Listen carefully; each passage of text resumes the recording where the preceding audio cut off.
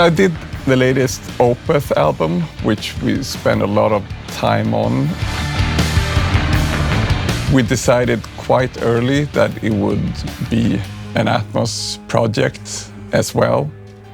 So, which was really nice to know beforehand, so then I could sort of tailor-made the stereo mix. It was mainly me pushing for it, because I know their music would suit Atmos really well, because there's a lot of things going on. So I just had this notion of like, this is going to be really nice in Atmos. We had this idea of that the album should be really dry, and when we use reverb, it would be a big contrast to the like default dry sound. So, I mean, we had reverbs on like certain keyboards and vocals and like lead guitars, but I don't think we had any reverbs on like the basic drums and the rhythm guitars.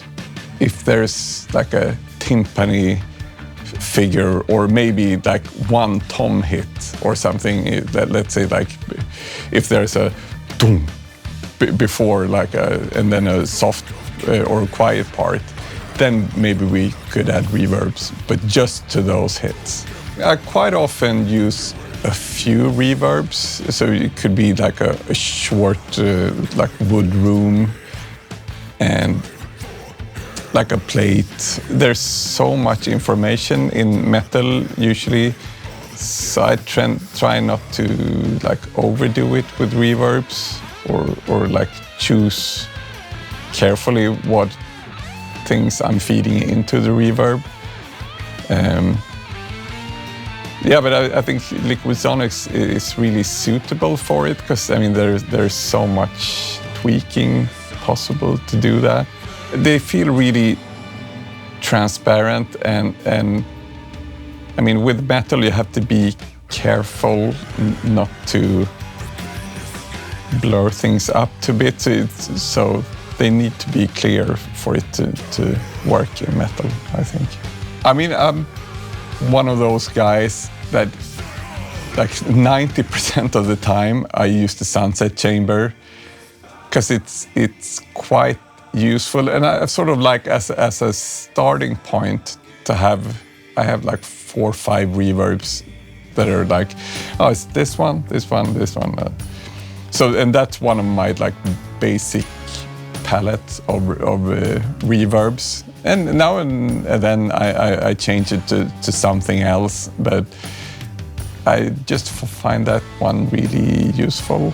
I mean, even though I have the M7, I really like the idea of me being able to doing a stereo mix and then going into Atmos, keeping all the same settings.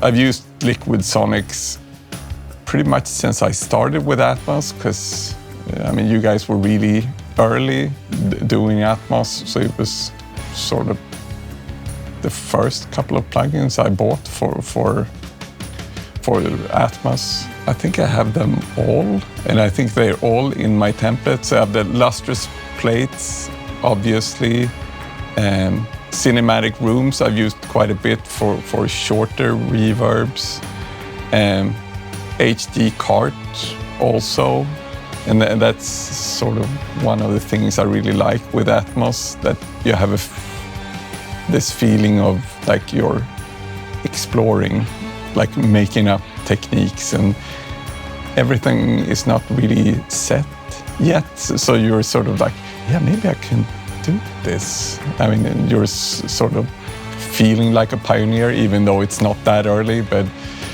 I mean, I've been doing it for, I don't know, 3-4 years now, so I'm kind of early into Atmos.